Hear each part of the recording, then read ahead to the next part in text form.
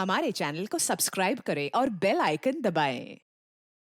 मैं हूं दयानंद शेट्टी और आप मुझे इंस्पेक्टर दया के नाम से जानते हैं। For more episodes of CID, subscribe to lift crime and hit the bell icon. Oh no! अरे अरे, कोई एम्बुलेंस को बुलाओ जल्दी। किशोर उठो, आंखें खोलो। अरे कोई पानी तो लाओ यार। कोई फायदा नहीं, किशोर मर चुका है।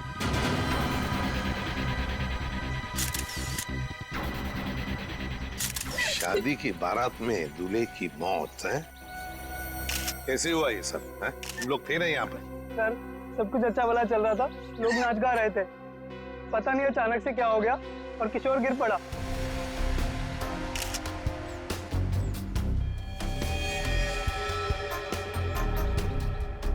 अमिन, दिख रहे हो ना, आंखों के नीचे सब पीला हुआ है। हाँ सर, जहर का मामला लगता है शायद। वही हो सकता है। सड़न के बताएगा कैसा जहर है ये। क्या आप लोगों को किसी पर शक है? किसने किया होगा ये? तो ये सब सिर्फ एक ही आदमी कर सकता है, सिर्फ एक ही आदमी। कौन? मेरे पिता। क्या? मिस्टर प्रतीश कुमार। सिर्फ वही कर सकते हैं। क्या तुम्हारे पिता इस शादी के खिलाफ हैं? जी हाँ। वो नहीं चाहते थे कि हमारी शादी हो, क्योंकि ये उनकी तरह अमीर नहीं था ना। उन्होंने तो हमें धमकी भी दी थी कि अगर हम लोग उनके खिलाफ जाकर शादी करेंगे तो वो इसे मार देंगे। देखो, तुम्हारे पिताजी आए हैं शादी में? वो यहाँ पर नहीं है, लेकिन उन्होंने जरूर किसी को भेजा है मेरे किशोर को मारने के लिए। जरूर किसी को पैसे दिए। वो जो मुजरिम है ना, प्रवीण कोबला, वो पापा का बहुत अच्छा दोस्त है। उसी ने मारा मेरे किशोर को, उसी ने मारा है। सर, किशोर की जान को खतरा था और अदिति मैडम ने इनको सुरक्षा दिलवाई थी और पिछले 5 दिनों से हम इनकी सुरक्षा कर रहे थे, और उसके बावजूद ये सब हो गया। सर, पता नहीं कैसे हो गया ये सब। हमने तो किसी को इनके आसपास भटकने तक नहीं दिया। हाँ, फिर भी लाश तो पड़ी है ना यहाँ पर। किसी को भटकने नहीं दिया। इनमें से किसी ने मारा है मेरे किशोर को। इनमें से कोई मेरे पापा के साथ मिला हुआ है। इन्होंने मारा है। कैसी बदकिस्मत लड़की हूँ मैं। ये उसके खुद के बाप ने उसे शादी के दिन विधवा कर दिया। श्रेया, अदिति, चलो अंदर चलो। किशोर की जान को खतरा था, है ना?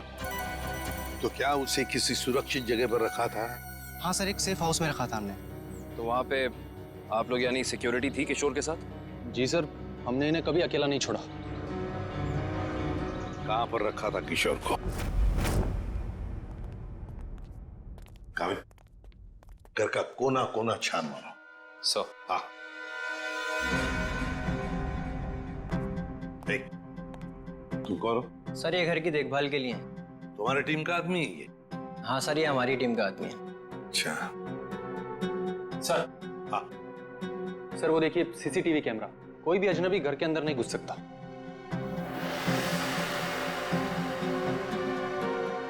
हाँ, मगर कोई तो आता होगा घर में किशोर से मिलने, कोई दोस्त या कोई रिश्तेदार? नहीं सर, सिवाय अदिति जी के और कोई भी नहीं। अच्छा, खाने का डब्बा कौन लेकर आता था? सर, किशोर का खाना अदिति ही लेकर आती थी और चाय वगैरह वो खुद बना लेते थे। मतलब सिर्फ अदिति ही आती थी इस घर में?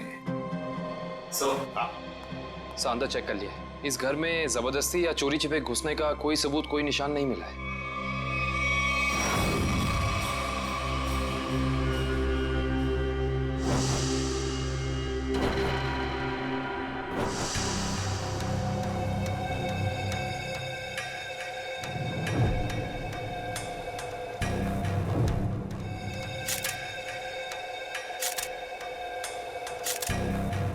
सर, ये किशोर के बाल इतने आसानी से हाथ में आ गए?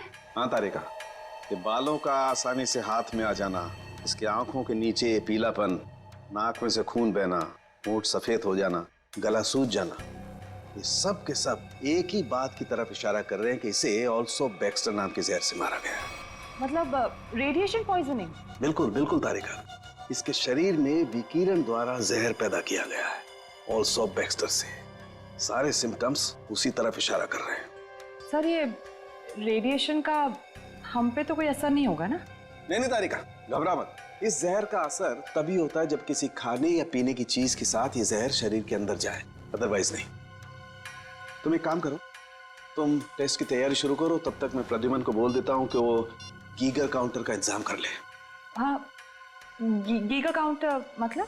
तारिका, गीगर काउंटर एक ऐसा यंत्र होता है जिससे एसीपी प्रद्युमन ये पता लगा सकेंगे कि उस सेफ हाउस में जहां पर इसे रखा गया था वहां पर ये ऑल्सो बैक्स्टर नाम के जहर का रेडिएशन है या नहीं, और अगर है तो कितना है। Okay sir, sure.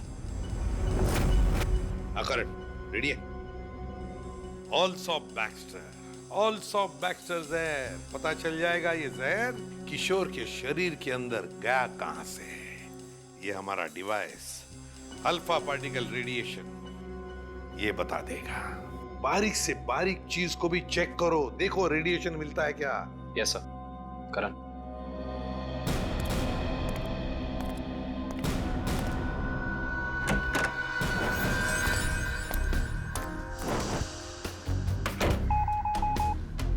एक बात बताओ, क्या किशोर एक ही खाने के डिब्बे में से खाना खाता था, एक ही टिफिन में से?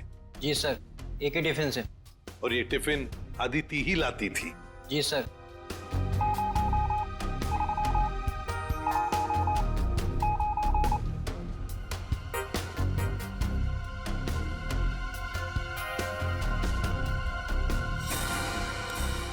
सर, पूरा किचन चेक कर लिया सर, ये रेडिएशन कहीं भी नहीं मिला। कहीं पर भी कोई भी रेडिएशन नहीं? No sir. अरे साळुंखे साहब, आपने वो क्या यंत्र बताया था आपने? Geiger counter. हाँ, गीगर काउंटर। एसीपी साहब ने पूरे सेफ हाउस में इस्तेमाल किया, उसको अच्छी तरीके से चेक किया, मगर वो रेडिएशन का तो नामो निशान तक नहीं था।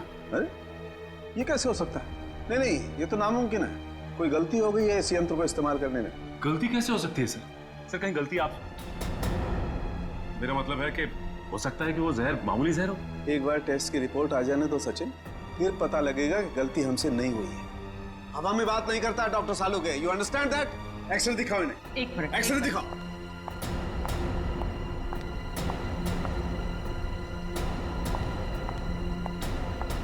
ये देखो, ये निशान देख रहे हो पेट में? हाँ, ये कोई काली सी चीज है। और ये काली चीज क्या है इसका पता इसकी ऑटोप्सी के बाद लगेगा, लेकिन मेरा दिमाग कहता है कि इस काली चीज का बहुत बड़ा हाथ है इस आदमी की मौत में।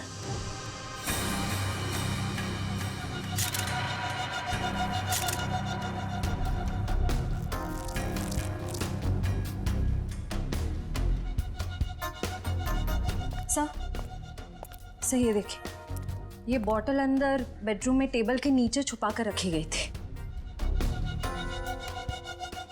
है क्या इस बॉटल में? काविन सर, काम करो, चेक करो इसे, देखो इसमें रेडिएशन मिलता है क्या, पता तो चले जहर है भी या नहीं।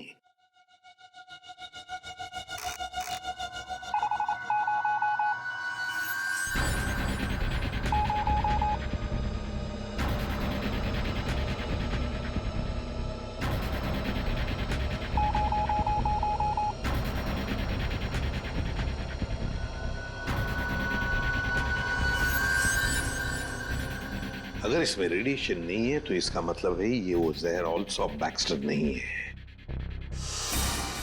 जब तुम लोग जानते हो क्या चीज है ये? नहीं सर। नहीं सर, इसके बारे में हम लोग कुछ नहीं जानते। काविन, काम करो, शादी में जितने भी लोग आए थे, जितने भी लोग, उन सब से पूछताछ करो, एक एक करके पूछताछ करो अच्छी तरह से, यहां तक कि आदिति से भी पूछताछ करो। बचे आदिति के पिता प्रतीश कुमार।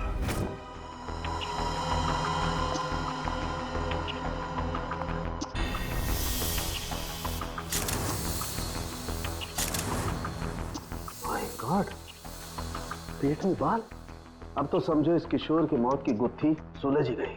वो कैसे सर? बताता हूं, तुम एक काम करो, पहले इन बालों को अच्छी तरह से साफ कर लो।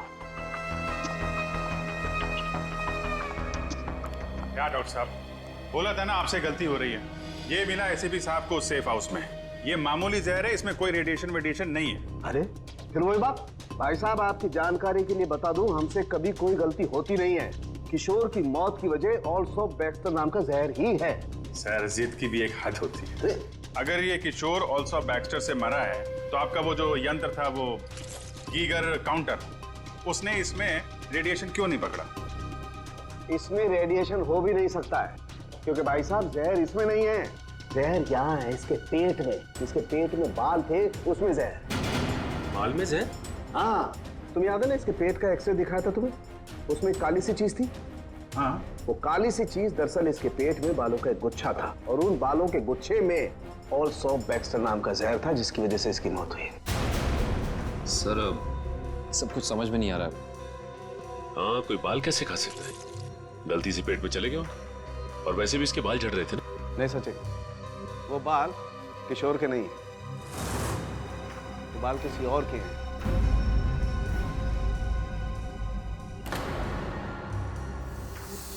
और उन बाल में ऑल्सो बैक्स्टर नाम का जहर था, जिसकी वजह से इसकी मौत हुई है।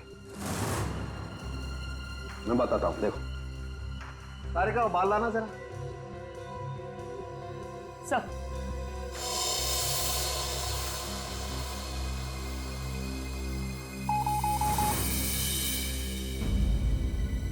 देखा, बाल में जहर है।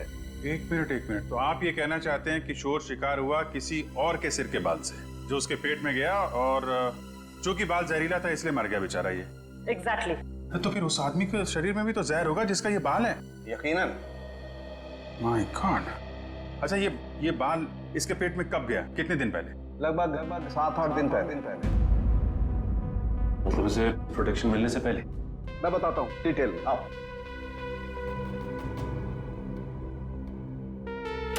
ये देखो,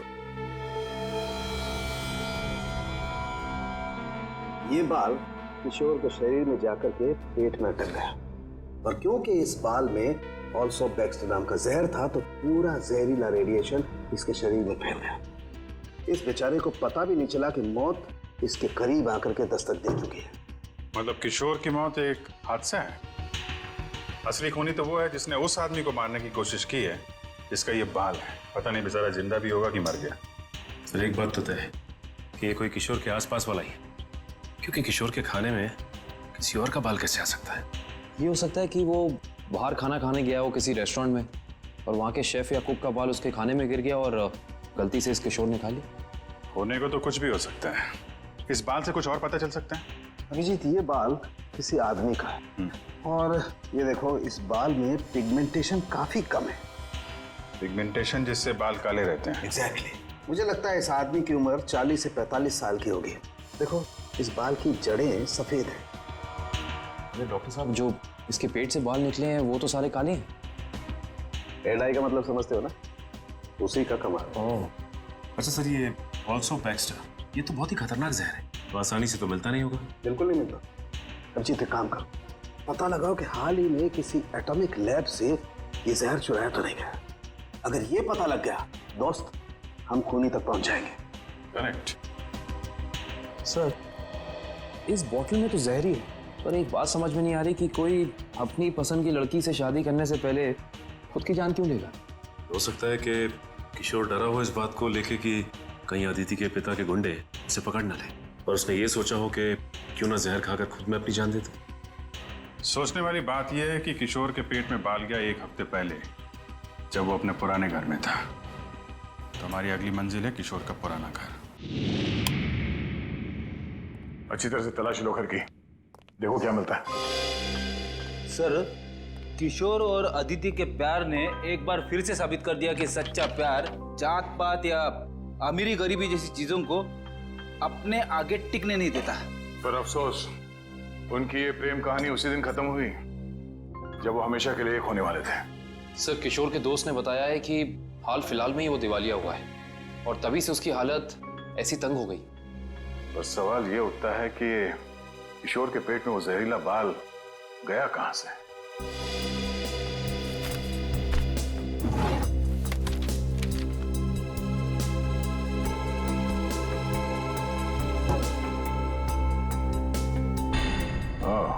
टर्मिनेशन लेटर। इस किशोर को नौकरी से निकाला गया था MLM एंटरप्राइजेस प्राइवेट लिमिटेड। ये तो अदिति के पिता की कंपनी है। सर सर हाँ बेटी, बासी खाना है। एक मिनट।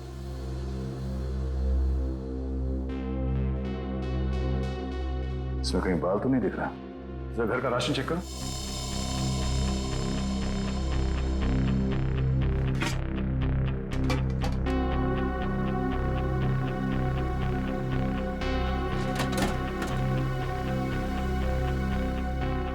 नहीं सर, इस घर में जरा सा भी राशन नहीं है कहीं भी। इसका मतलब ये खाना यहां नहीं पका है, बाहर से आया है।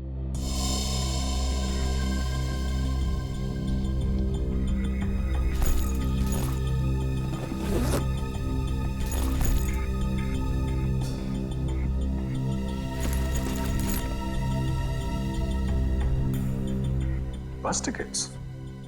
ये तो एक हफ्ते पहले के टिकट्स हैं।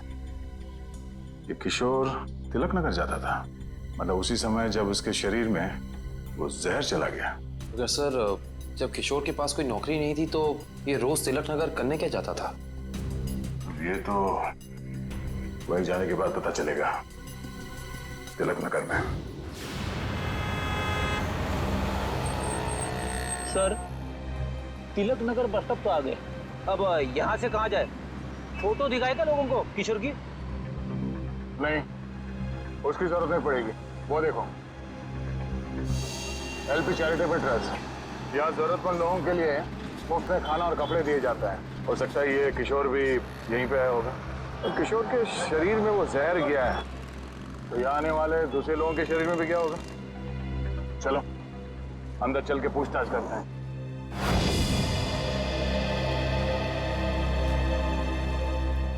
एक्सक्यूज मी, हम लोग सीआईडी से। यह मैनेजर कौन है? जी मैं ही हूँ सर, अविनाश। पर यहाँ पे सीआईडी का क्या काम? इसे पहचानते हैं आप? किशोर नाम है इसका। सर ये तो अक्सर आता था यहाँ खाना खाने, पर कुछ दिन से नहीं आ रहा। सर इसे क्या हुआ? किसी ने इसका खून कर दिया। क्या? खून? और आपको ये बात जान के धक्का लगेगा कि इसकी मौत की वजह आपके यहाँ खाए खाने से जुड़ी हुई है। जी क्या मतलब? हमें इसके पेट के अंदर से बाल मिला है, जो शायद खाने के जरिए इसके पेट में गया है, और उस बाल में जहर था, अल्सूफ बैक्स्टर नाम का बहुत ही खतरनाक जहर। सर क्या कह रहे हैं आप? हम तो बहुत सावधानी बरतते हैं लोगों को खाना देने से पहले। ये हमारा बावर्ची है, इससे आप पूछ सकते हैं। अब ये बताइए कि किसी और ने भी शिकायत की थी खाने में बाल होने की? हाँ सर, कुछ शिकायतें आई तो हैं। साहब मैंने पूरी सब्जी फेंक दी थी जिसमें बाल निकले। पर किशोर को कैसे पता नहीं चला कि उसके खाने में बाल है? वो इसलिए क्योंकि उसकी आंखें बहुत कमजोर थी, बहुत हाई पावर का चश्मा पहनता था, और शायद उस दिन उसने वो चश्मा ना पहना हो। अच्छा, इंसाफ के अलावा कोई और भी खाना बनाता है यहाँ पे? सर कोई एक हो तो मैं बताऊं। यहाँ तो कई लोग आते हैं दिलों में भावनाएं लेकर, और खाना पकाने में हमारी मदद करते हैं। तो जो लोग अक्सर आते हैं खाना बनाने के लिए, उनका कोई रजिस्टर, कोई लिस्ट होगा ना? एक मिनट सर।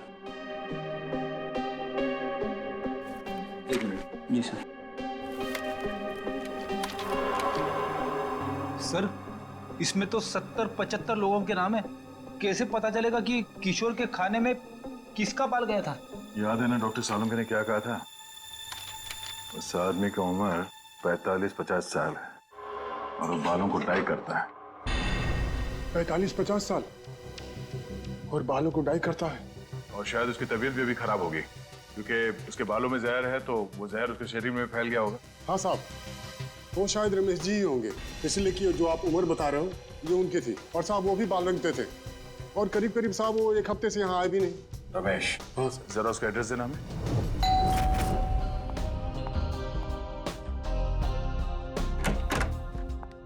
मैंने पहचाना नहीं आपको।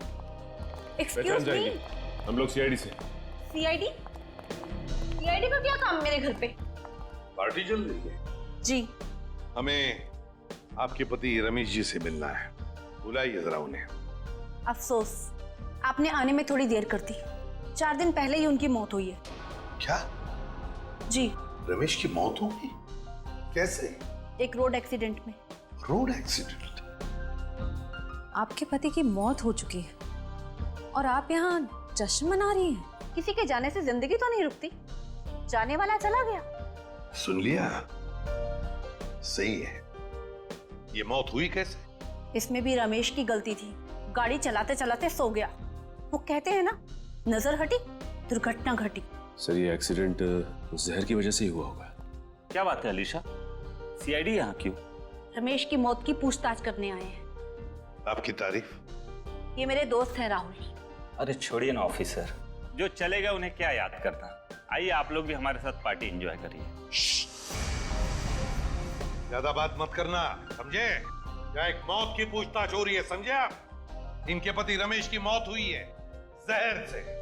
हमें तो शक होने लगा है कि रमेश को जहर तुमने ही दिया होगा और शायद उसमें इनकी मदद ली होगी आपने। आप मुझ पर शक कर रहे हैं? जी हाँ, कुछ कहना है आपको? हमें रमेश के डीएनए सैंपल्स लेने हैं अभी, इसी वक्त। आपने आने में देर कर दी। अफसोस, अब तो उनकी अस्थियां भी बहा दी हैं मैंने। लेकिन कुछ तो होगा घर पे, उनका ब्रश, उनकी कंघी वगैरह। आप कल नहीं आ सकते? आप क्यों मेहमानों के सामने बेइज्जती कर रहे हैं? देखो मैडम, अगर हमने तुम्हारे घर की जबरदस्ती तलाशी ली और तुम्हें अपने साथ ब्यूरो ले गए तो तुम्हारी दुगनी बेइज्जती होगी। जी आइए।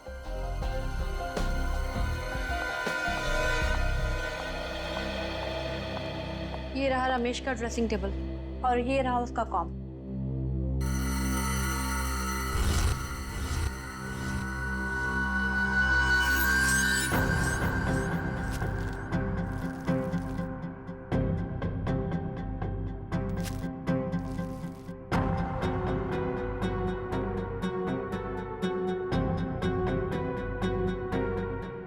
आशय, सर हेयर ब्रश मिला है, इस पे कुछ बाल भी है। ये ID. RAC nuclear research centre. Alisha ji, आप RAC न्यूक्लियर रिसर्च सेंटर में काम करती हैं? जी हाँ। अच्छा सर, ये ऑल्सो बैक्स्टर, ये तो बहुत ही खतरनाक जहर है, तो आसानी से तो मिलता नहीं होगा। बिल्कुल नहीं मिलता। अभिजीत, एक काम करो, पता लगाओ कि हाल ही में किसी एटॉमिक लैब से ये जहर चुराया था। सर उनके सामने रिसर्च सेंटर के बारे में बताया था, याद है? अलीशा जी, ऑल्सो बैक्स्टर, ये जहर ऑल्सो बैक्स्टर जिसकी वजह से आपके पति रमेश जी की मौत हो गई, वो अक्सर वहीं पे पाया जाता है जहां पर यूरेनियम कोर या फिर न्यूक्लियर रिएक्टर होते हैं। कह दीजिए अपने मेहमानों को, या आपके लिए ये पार्टी खत्म।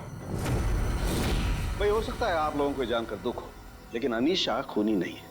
और इतने यकीन से कहने की वजह? क्योंकि रमेश का खून हुआ ही नहीं है। वो बेचारा तो वाकई एक्सीडेंट में मारा गया। लेकिन उस लिस्ट में सर 40-45 साल का यही एक आदमी था, रमेश। क्योंकि उस वक्त मुझे मालूम नहीं था कि पिगमेंटेशन की वजह जहर नहीं है, उम्र नहीं है, बल्कि पिगमेंटेशन की वजह है ड्रग्स और केमिकल्स। अब ये नया चक्कर क्या है साल के साथ? सचिन, दरअसल इस आदमी की उम्र थी सिर्फ 30 साल की, लेकिन क्योंकि वो ड्रग्स लेता था इसलिए उसका शरीर और उसके बाल ज्यादा बूढ़े हो गए थे और उसके शरीर में पिगमेंटेशन इतना कम था कि 30 साल के होने के बावजूद वो लगता था 40-45 साल का। इस ड्रग के इस्तेमाल से इंसान को हेलुसिनेशन होने लगते हैं और कभी-कभी उसके अंग कांपने लगते हैं। तो खूनी कोई 30 साल का आदमी है जिसके हाथ कांपते हैं। सर वो चैरिटेबल ट्रस्ट के लॉगबुक में भी एक आदमी की लिखाई ऐसी थी, बिल्कुल टेढ़ी। ऐसा लगता था कि लिखते वक्त उसके हाथ जरूर कांपते होंगे। नाम याद है उसका? एक मिनट। जी सर।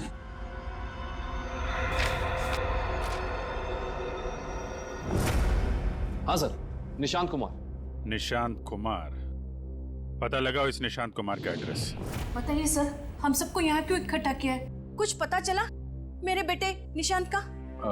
नहीं माजी, अभी तक नहीं, पर हमें शक है कि निशांत पे किसी जहर का असर हुआ है। क्या? वहाँ संभालिए अपने आप को। आपको इस बात का पता कैसे चला? हमने कहा ना, हमें शक है, यकीन नहीं है। आप ये बताइए, ये निशांत है कहाँ? जी वो 4 दिन पहले दिल्ली के लिए निकले थे। वहाँ से उनका एसएमएस आया कि वो सही सलामत दिल्ली पहुँच गए हैं। उसके बाद से उनसे कोई संपर्क नहीं हो पाया। क्या वो एसएमएस हम देख सकते हैं प्लीज?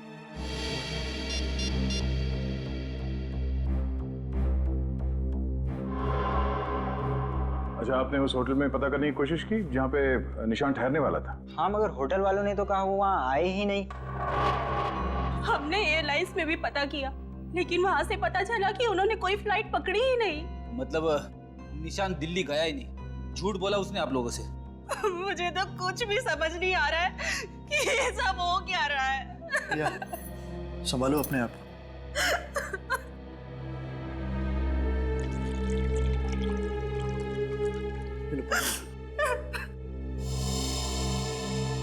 आप निशान की सेक्रेटरी है ना?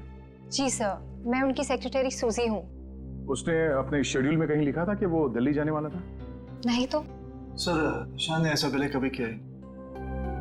सर वो आप कुछ कहना चाहती हैं? नहीं नहीं। निशान के साथ एयरपोर्ट कौन गया था उसे छोड़ने के लिए? उसने प्राइवेट टैक्सी मंगाई थी, वो मिला भी था मुझे घर के बाहर। मुझे तो बड़ा ठीक ठाक लग रहा था। मतलब एयरपोर्ट पे गया था निशांत टैक्सी में बैठकर, मगर उसने फ्लाइट नहीं पकड़ी, वहां से कहीं चला गया। पता करना पड़ेगा एयरपोर्ट से ये निशांत गायब कहाँ हो गया।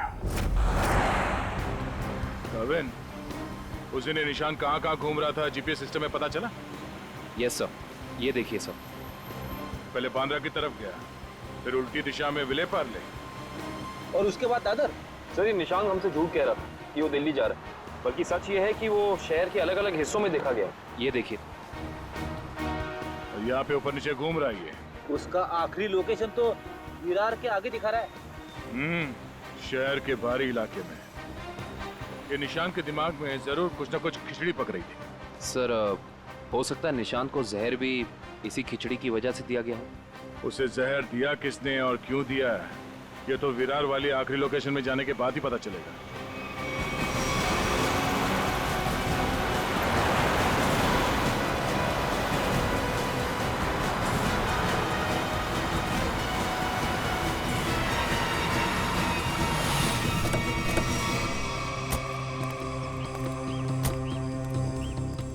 ये है वो जगह जहां आखिरी बार निशान के मोबाइल ने जीपीएस नेटवर्क पकड़ा था। अजीब बात है ना सर, कोई भला अपनी फ्लाइट मिस करके ऐसी जगह पे क्यों आएगा?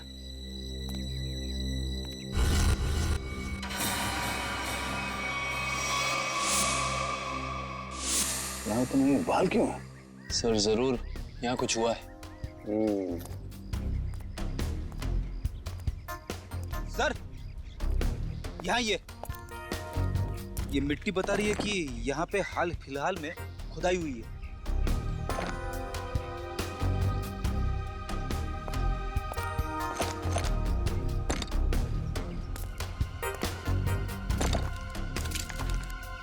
सारी जगहों को खोदो जल्दी।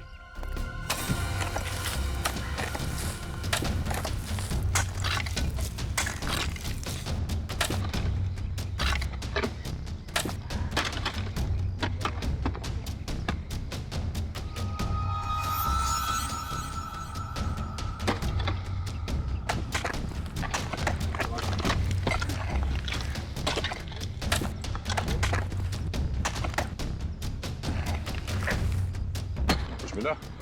सर, यहाँ पे तो कुछ दिख नहीं रहा है। सर, यहाँ पर कुछ नहीं है। इधर भी नहीं है सर। चलो एक काम करो, इस घर के अंदर जाओ और तलाशी लो, देखो कुछ मिलता है क्या। जी सर। बड़े कमाल की बात है, इतनी ज्यादा जगह खुदा है पर खुदाई के अंदर कुछ भी नहीं मिला। ये भी तो हो सकता है कि खुदाई कुछ निकालने के लिए नहीं, बल्कि जो पहले दफनाया गया था उसे निकालने के लिए खोदा गया। सर, हाँ, ये देखिए घर के अंदर से क्या मिला सर।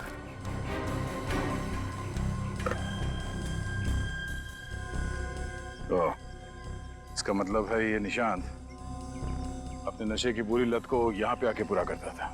और सर, 2 ग्लासेस हैं, इसका मतलब इस निशान के साथ जरूर कोई दूसरा आदमी भी था। हाँ, वही होगा जिसने निशांत को जहर दिया। सर, आप रेडी? ये देखिए, यहाँ पे किसी का हाथ है। ये देखिए। मुझे हटाओ।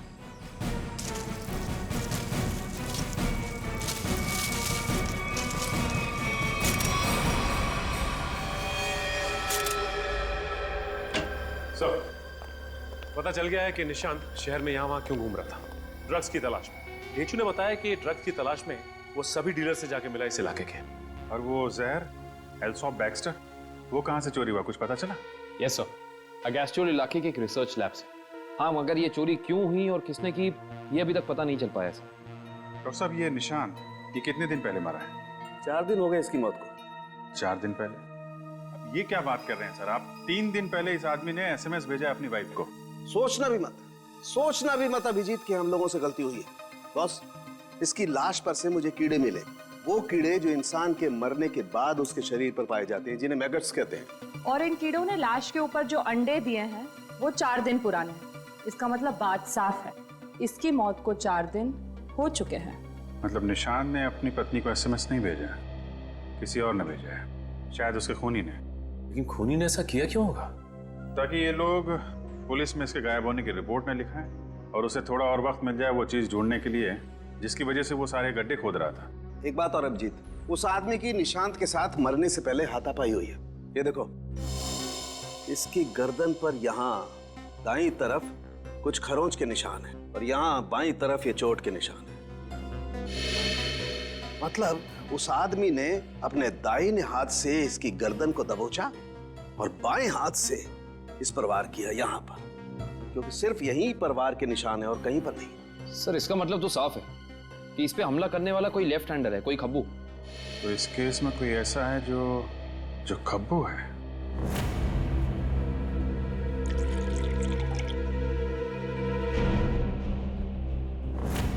सर, दीपक। दीपक? निशांत का दोस्त? हाँ, वही दीपक। दोस्त नहीं, दुश्मन। पता लगाओ दीपक कहाँ मिलेगा। सर, ये दीपक बहुत चालाक निकला। वो जानता था सीआईडी उसके घर तक पहुंच जाएगी, इसलिए पहले ही भाग निकला। भाग के जाएगा कहाँ? पकड़ा जाएगा।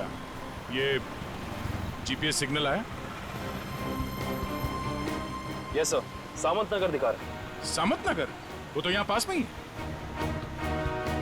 सर, वो सिग्नल यही हमारे आसपास दिखा रहा है, हमारी तरफ ही आ रहा है सर, लगभग 500 मीटर की दूरी पे। चलो, बहुत अच्छी बात है, उसका यही इंतजार करते हैं। Yes sir. कहाँ है लोकेशन? ये क्या सर? सर, उसका सिग्नल गायब हो गया सर, अभी तक था, अब नहीं है। ये टैप खराब हो गया क्या? जल्दी से कुछ करो वरना दीपक हमारे हाथ से निकल जाएगा। आ गया सर, पर कुछ अलग है सर। ये सिग्नल अब बता रहा है कि उसने T2 सिग्नल क्रॉस कर लिया। T2 नाका? पर वो तो सड़क के उस तरफ 1 किलोमीटर दूर है, पीछे की तरफ। मुझे तो लगता है दीपक ने किसी आत्मा से लिफ्ट ले ली होगी और उसकी अदृश्य गाड़ी में बैठकर गायब हो गया होगा। ओह, अब समझ में आया। वो यहाँ से सबवे से उस तरफ गया, वहां से शायद किसी बाइक या टैक्सी रिक्शा में बैठ के T2 नाका पहुंच गया। चलो T2 नाका पहुंचते हैं।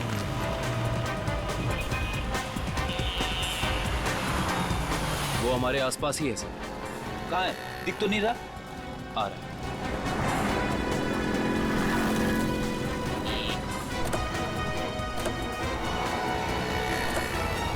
कहीं जाने की जल्दी है? कहाँ जा रहे हो? सर आप लोग? हाँ? कहीं नहीं, घर जा रहा हूँ। बैग में क्या? बैग में कुछ नहीं है सर। खोलो। सर कपड़े हैं सर। बैग खोल। दिखा। सर कुछ नहीं है बैग में सर। सर कपड़े ऐसे होते हैं?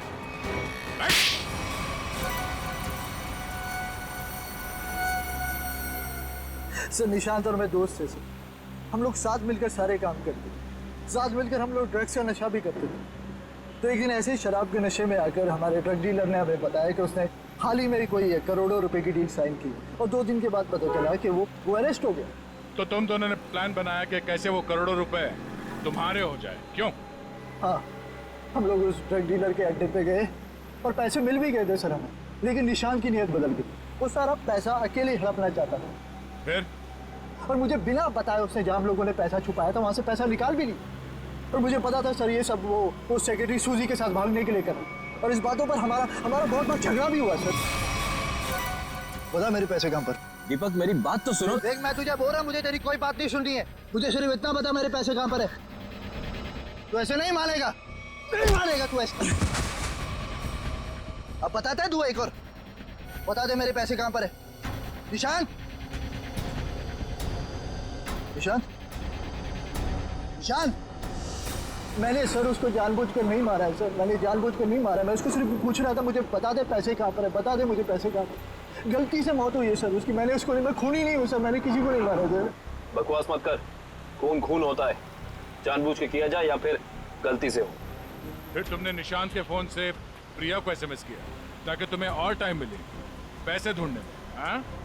हाँ, मैंने निशांत की लाश को दफना दिया और आसपास पैसे ढूंढने की कोशिश भी की, और जब मुझे पैसे मिल गए मैंने सोचा कि मैं नई जिंदगी शुरू करूंगा। नई जिंदगी शुरू करेगा तू, शुरू करेगा, मगर जेल में।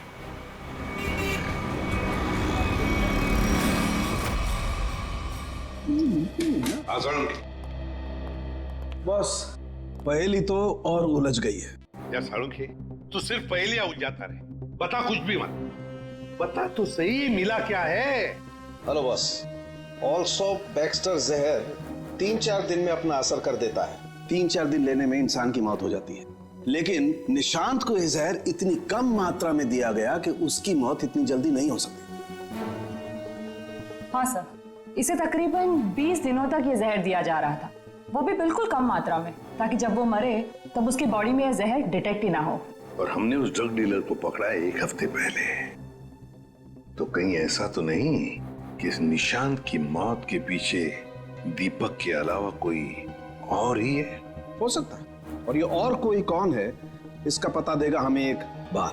आओ बस चलो।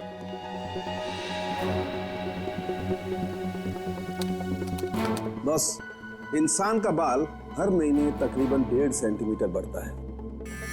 जिस दिन इस निशांत को जहर दिया गया, इस जहर ने बाल पर अपना निशान छोड़ दिया। ये देखो, ये डॉट। और हर रोज निशांत को एक निश्चित मात्रा में जहर दिया गया, और हर रोज उस जहर ने अपना निशान बाल पर छोड़ दिया, सिवाय ये। 23 तारीख और 24 तारीख। हाँ, और 25 से फिर से देना शुरू कर दिया। सर, अब 23 और 24 तारीख को निशांत का पूरा परिवार शहर से बाहर गया था। हाँ श्रेया, 23 और 24 को निशांत का पूरा परिवार शहर से बाहर गया था।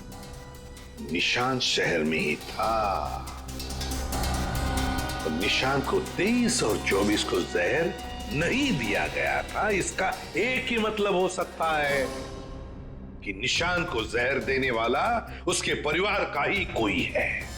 लेकिन सर, निशांत के परिवार में तो बहुत सारे लोग हैं, उन्हीं तक पहुंचेंगे कैसे? सचिन, अब खूनी के पास हम नहीं जाएंगे, वो खुद हमारे पास आएगा। सर, आपको कुछ पता चला कि निशांत का खून किसने किया है? हाँ, पता चल गया है, और वो मुजरिम यही है, इस कमरे में हमारे बीच। क्या यहाँ पे कौन है वो? मुजरिम अपने आप को बहुत होशियार समझता है। वो ये भूल गया कि सीआईडी के सामने अच्छे अच्छों की होशियारी खुश हो जाती है। निशांत की मौत की वजह है वो दौलत जो निशांत और दीपक ने मिलकर चुराई थी। तो क्या दीपक ने निशांत को मारा है? निशांत को एक ऐसे चालाक दिमाग ने मारा है जिसे लगता है कि उसका भोला चेहरा उसे बचा लेगा, और वो शातिर दिमाग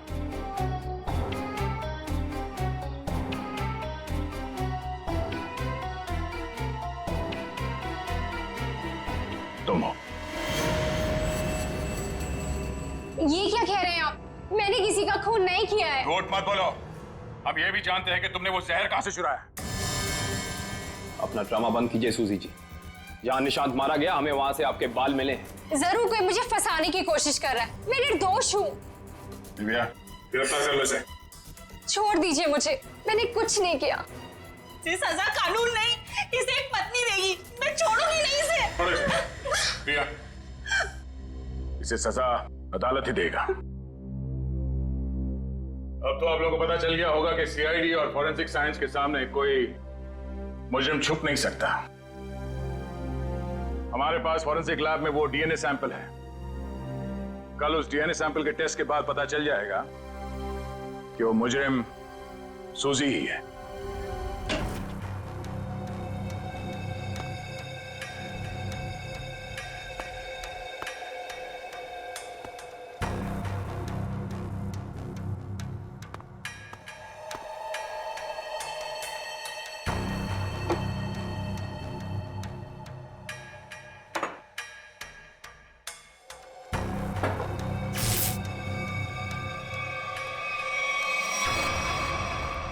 फोरेंसिक लैब ढूंढने में कोई दिक्कत तो नहीं आई?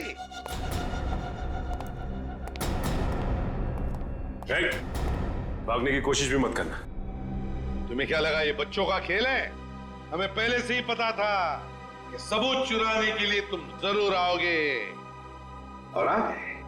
लेकिन एक बात तुम्हें पता नहीं कि सबूत कोई था ही नहीं। मुंह दिखाई हो जाए सर इनकी। नेकी और पूछ-पूछ।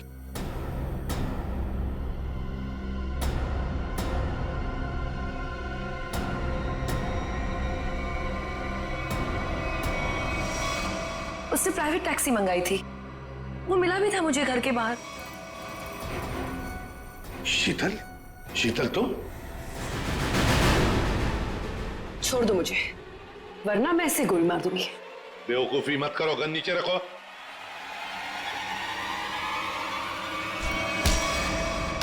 सीआईडी को मारना तेरे बस की बात नहीं है।